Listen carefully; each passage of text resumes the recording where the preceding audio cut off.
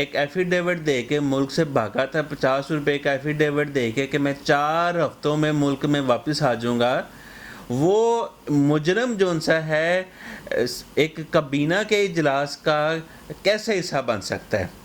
اور ایک جو بھائی ہے وہ پیٹرول مہنگا کر رہا ہے، دوسرا بھائی کہہ رہا ہے کہ جی میں اس سے اختلاف کرتا ہوں. یہ ایک وہ ڈرامہ عوام کے ساتھ مت کھیلیں. ان کی عدالت میں جاتے وقت ان کی کمر میں درد نکلتی ہے، اور جب انہوں نے دوسرے ملک بھاگنا ہو 8-10 گھنٹے 24 گھنٹے کی فلائٹ لے کے یہ لوگ مزے سے دوسرے ملک پہنچ جاتے ہیں.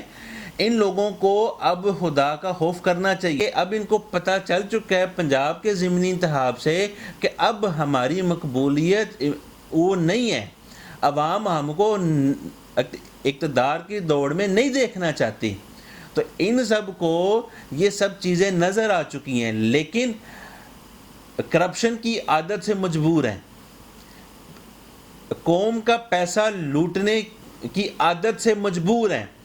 پچھلے 35 سالوں سے ملک کو لوٹ رہے ہیں. آپ ان کی 1985 کی جو ان سی الیکشن کمپین دیکھیں تو اس وقت بھی ان کا نعرہ تھا ملک سے لوڈ شیڈنگ کا خاتمہ کریں گے، اور آج بھی لوڈ شیڈنگ کے عذاب میں پاکستان مبتلا ہے.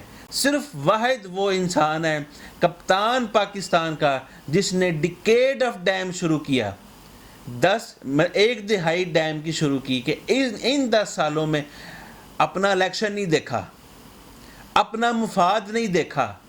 پہلے سال میں ڈیم بنانے شروع کیے کہ پاکستان سے بجلی کا جو کمی ہے، جو ہماری لوڈ شیڈنگ ہے، اس کو ہم نے ختم کر. السلام علیکم ناظرین، نیو ٹائمز پاکستان سے میں ہوں آپ کا ہوسٹ چوہدری محمد اویس. ناظرین، اس وقت میں موجود ہوں سیالکوٹ NA67 کی یونین کونسل واٹر ورکس میں. میرے ساتھ یہاں پر موجود ہیں سینئر رہنما پاکستان تحریک انصاف جناب حسن علی صاحب. تو ان سے آج ہم گفتگو کریں گے. خان صاحب نے خود ہی جو ضمنی الیکشن ہونے جا رہا ہے قومی اسمبلی کے 9 حلقوں کے اوپر، خود ہی الیکشن کنٹیسٹ کرنے کا انہوں نے فیصلہ کیا. کیا ان کا یہ فیصلہ درست ہے؟ اور اس کے ساتھ ساتھ جو فیول پرائسز ہیں عالمی مارکیٹ کے اندر، جو فیول پرائسز ہیں وہ کم ہو رہی ہیں، لیکن مسلم لیگ نون اور PDM کی جو گورنمنٹ ہے وہ پرائسز بڑھا رہی ہے فیول پرائسز.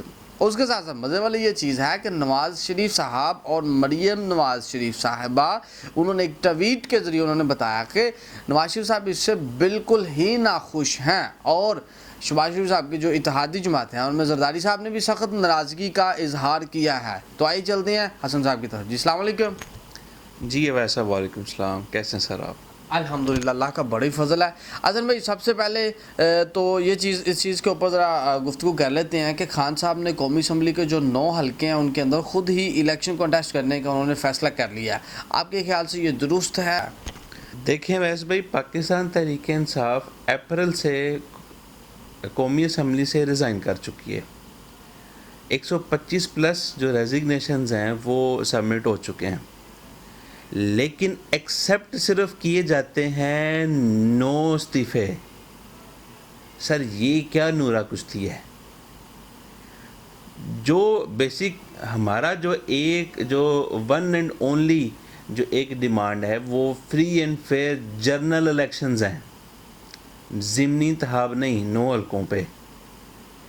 یہ ایک بالکل اس کو پارٹی بلکہ عام عوام اس کو ریجیکٹ کر چکی ہے. اپنا فیصلہ جو پنجاب کا ضمنی انتخاب ہوا ہے اس میں عوام اپنا فیصلہ اوپنلی دے چکی ہے کہ اس وقت صرف عمران خان ہی واحد لیڈر ہے جو پاکستان کو مشکل وقت سے نکال سکتا ہے. لیکن یہاں حسن بھائی ایک چیز یہ بھی ہے نا کہ خان صاحب نے خود ہی الیکشن کنٹیسٹ کرنا شروع کر دیا 9 کے 9 حلقے سے.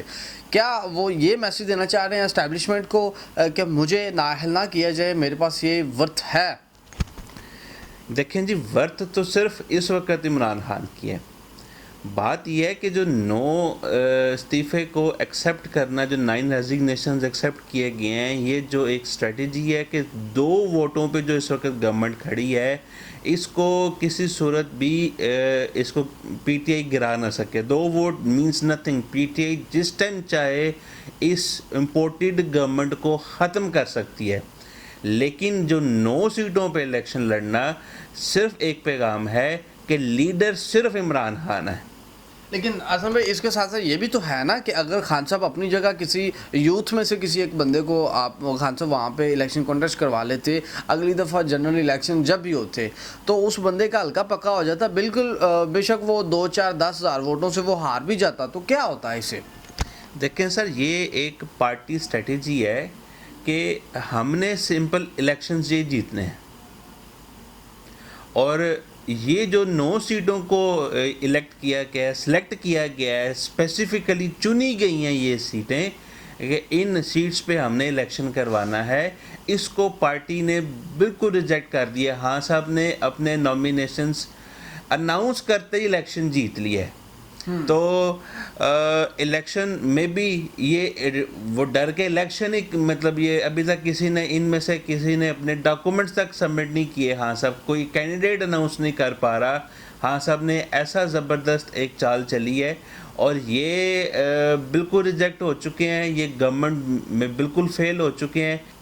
لیکن سر اس سے کیا خان صاحب وہ پریشر بلڈ کر پائیں گے کہ حالات اگلے الیکشن کی طرف چلے جائیں؟ اور یہاں پہ میرا ایک بڑا معصومانہ سا کویشچن ہے آپ سے کہ اگر پاکستان تحریک انصاف واقعی ہی الیکشن چاہتی ہے تو اب تو گیم آپ لوگوں کے ہاتھ ہے, 1 منٹ لگائیں, آپ اسمبلیاں ڈیزالو کریں پنجاب کی KPK کی, تو حالات خود بخود ہی اس طرف چلے جائیں گے.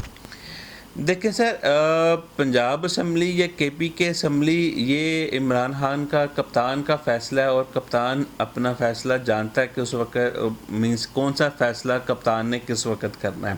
تو یہ ٹوٹلی ہمارے کپتان, پاکستان کے کپتان عمران خان صاحب کا فیصلہ ہے کہ انہوں نے کس ٹائم اور کون سی اسمبلی یا کون سی انہوں نے وہ نیکسٹ جو ٹرک کیا پلے کرنی ہے.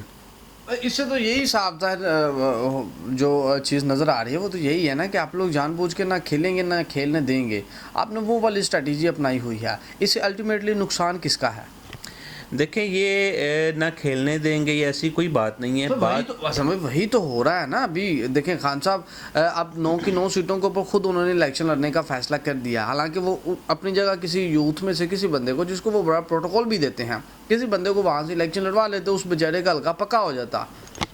دیکھیں ہر ایک جو یوتھ کے ہمارے اس وقت جو نوجوان ہیں وہ سب عمران خان کے پیچھے کھڑے ہیں.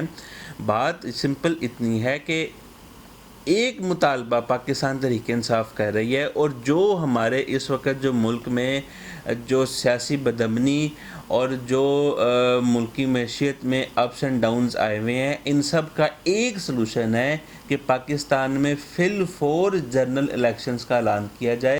تو پاکستان میں جب پولیٹیکل سٹیبلٹی جب آئے گی تو اسی صورت میں پاکستان میں اکنامک سٹیبلٹی آ سکتی ہے.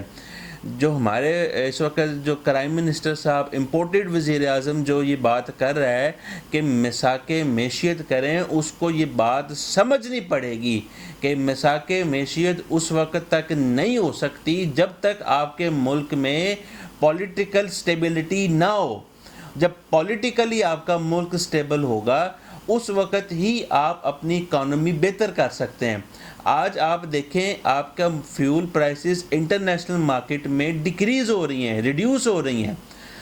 جب ہماری گورنمنٹ تھی اس وقت جو فیول پرائس جو پر لیٹر چارج تھا that is around 135 rupees per litre, اور سیل 149 روپیز پر لیٹر ہو رہا تھا.